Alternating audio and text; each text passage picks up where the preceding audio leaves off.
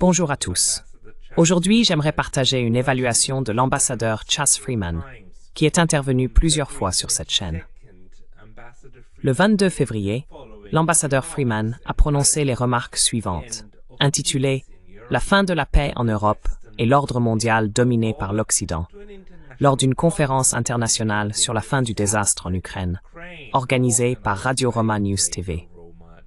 Vous trouverez la version complète dans la description. C'est à la page de YouTube YouTube homepage that you can see right here. Ambassador Freeman asked me to share his presentation. L'ambassadeur Freeman m'a demandé de partager sa présentation sous forme de vidéo autonome, ce que je suis plus qu'heureux de faire, car je le considère, aux côtés de personnes comme Chuck Matlock, John Mearsheimer et Jeffrey Sachs, comme l'un des plus grands penseurs des relations internationales et humanistes des États-Unis. Parmi d'autres postes, l'ambassadeur Freeman a été secrétaire adjoint à la défense des États-Unis de 1993 à 1994 et ambassadeur des États-Unis en Arabie Saoudite de 1989 à 1992. Il a également été l'interprète principal de Richard Nixon lors de sa visite en Chine en 1972, qui a conduit à la normalisation des relations entre les États-Unis et la Chine. Voici.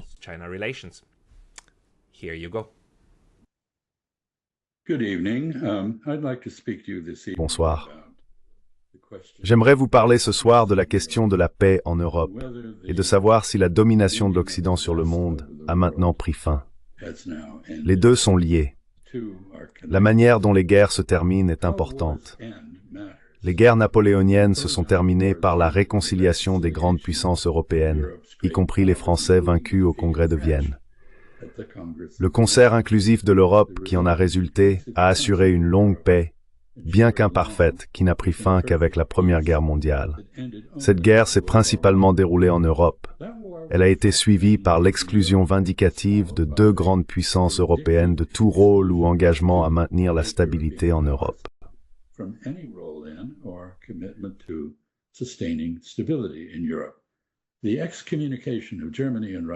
L'exclusion de l'Allemagne et de la Russie a posé les bases de la Seconde Guerre mondiale, qui pour les Américains était à la fois transatlantique et transpacifique.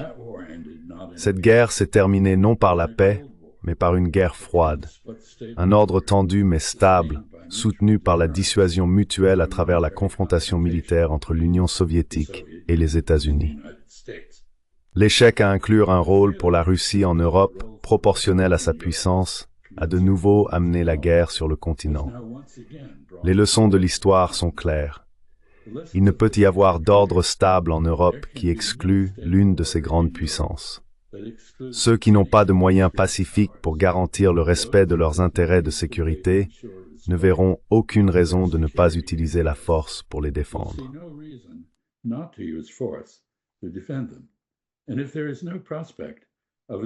Et s'il n'y a aucune perspective d'un cadre durable pour protéger leurs intérêts, ils préféreront des résultats sur les champs de bataille à ceux conçus à la table des négociations.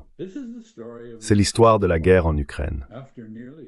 Après près de 3 décennies d'indifférence et de rejet des préoccupations de sécurité russes par les États-Unis et l'OTAN, la Russie a lancé un ultimatum exigeant des négociations sur 3 de ces préoccupations.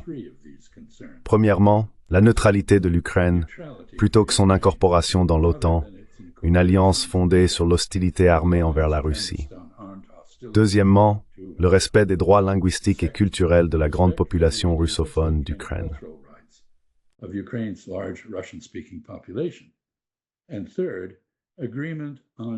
Et troisièmement, un accord sur des arrangements de sécurité à l'échelle européenne qui pourrait atténuer et soulager les inquiétudes sécuritaires de la Russie, ainsi que celles de l'Occident. L'Occident a catégoriquement refusé de discuter de ces questions. Cela a laissé à la Russie le choix entre abandonner son ultimatum et accepter les forces de l'OTAN et américaines partout à ses frontières occidentales, ou entrer en guerre pour empêcher cela. La Russie a de manière assez prévisible choisi la guerre, bien qu'elle ait limité cela à ce qu'elle appelait une opération militaire spéciale. L'invasion de l'Ukraine par la Russie a été suivie en quelques semaines par un projet de traité dans lequel l'Ukraine acceptait de répondre aux exigences russes de base. Mais l'Occident était plus intéressé par l'isolement et l'affaiblissement de la Russie que par un cessez-le-feu. Il a persuadé l'Ukraine de répudier ce qu'elle avait accepté.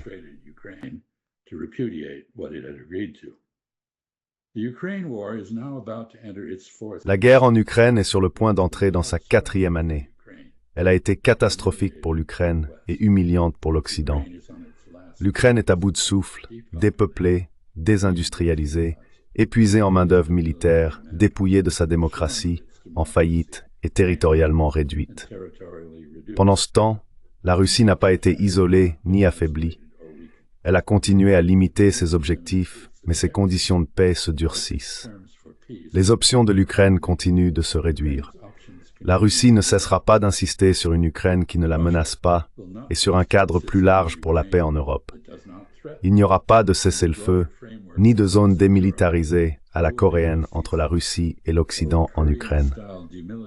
L'Occident n'a pas réussi à l'emporter sur le champ de bataille.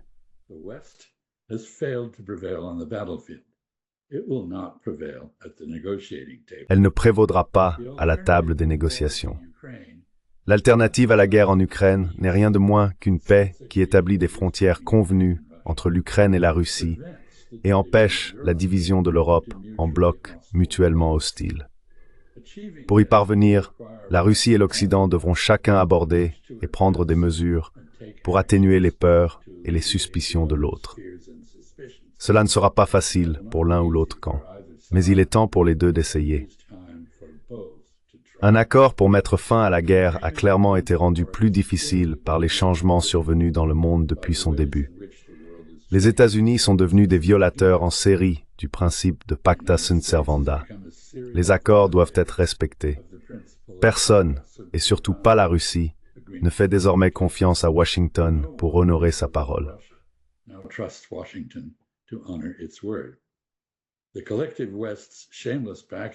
Le soutien éhonté de l'Occident collectif au génocide sadique d'Israël en Palestine, ses attaques contre ses voisins et son expansion territoriale ont clairement montré que la communauté atlantique n'adhère plus au droit international, ni ne s'en sent liée. Les doubles standards flagrants appliqués par l'Occident à l'Ukraine et à la Palestine lui ont coûté son autorité morale auprès de tous les peuples qu'il a autrefois colonisés. La majorité mondiale considère les politiques occidentales comme injustes. L'imposition effrénée par les États-Unis et le G7 de sanctions et d'autres mesures coercitives à l'encontre d'autres pays a entraîné un retrait presque universel du respect pour le leadership occidental et la volonté de le suivre.